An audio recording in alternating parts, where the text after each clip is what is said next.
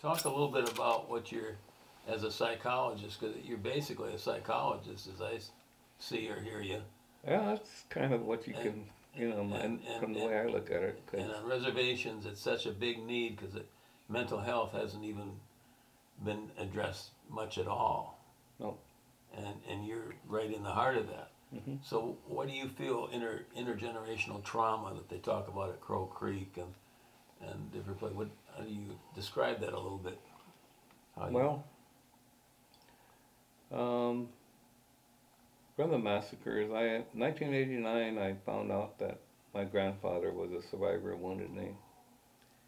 So I researched it, and at first I thought it was in Oglala on a Pine Ridge reservation, and I was a tribal member too. And after I found out my grandfather was a survivor of Wounded Knee, that was something my parents or nobody did told me except my oldest sister. She started telling me a lot of things that I'm a change of life baby. My mom gave birth to me when she was 39 years old. I'm the youngest of nine, and um, so I started to research where my grandfather came from, and I found that those relatives, who I call in general the Chetishakoni, with the seven council fires, who did not want to subject themselves to reservation life or Christianity, who wanted to hang on to our way of prayer and our way of living this wild, not wild, but our free way of life where we want to go and do what we want to, especially follow the buffalo and live by surviving with the buffalo. When we were put on prisoner of war camps called reservations, a group of them started to gather because they heard a new way of prayer was coming when they couldn't stop the encroachment of the Europeans who kept coming and coming and coming, and um, they started following this new religion that came from the Paiutes called um, ghost dancing. And so uh, their last big ghost dance was held at Standing Rock in 1890 when Sitting Bull got killed for advocating for ghost dancing. And basically, it was just a way of prayer. But the Europeans looked at it as a way of an uprising. And a group of them got together and said, we better save our children. So 300 of mostly women and children, grandmas, left with a few warriors to go to Bigfoot, Chief Bigfoot on the Cheyenne River reservation. They sought his help. He was sickly, and he said, let's go to Red Cloud. He said Red Cloud has some voice in the President of the United States who listens to him. So they were headed to Pine Ridge when telegraph went out, said that there was a group of Indians that were trying to cause an uprising headed towards Pine Ridge, and Wow.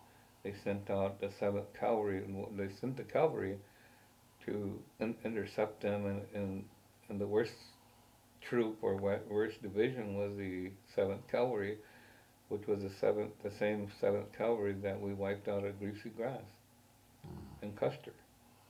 They came out of Omaha or someplace on railroad tracks with their horses, and they unloaded in Shatter, Nebraska, and came north, and then intercepted them going towards Pine Ridge, and had them camp out at Wounded Knee, and took their guns and ammunition away, and basically our people see it as a premeditated murder because they wanted revenge.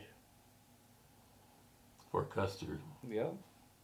Mm, and basically it was there was a lot of alcohol bottles they found from the cavalry's campsites, and they were pretty well drunk to butcher us.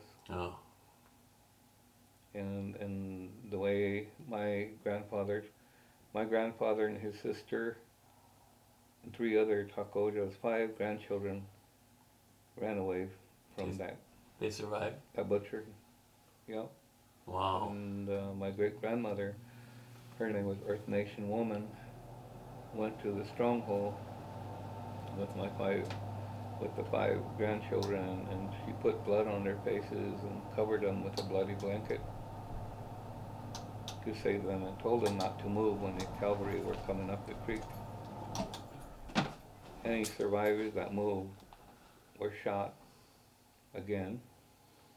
They didn't want no witnesses to lead that butchering.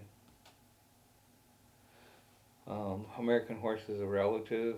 I read what he said, that they coaxed out these 4 young boys and they butchered them after they came out to hiding.